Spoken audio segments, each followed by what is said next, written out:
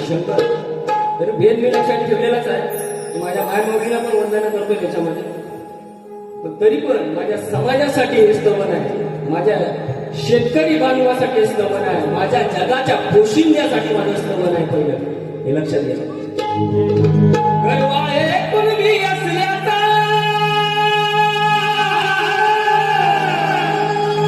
गर्व आहे कुणबी असल्याचा, सांगतो आज सर्वांना.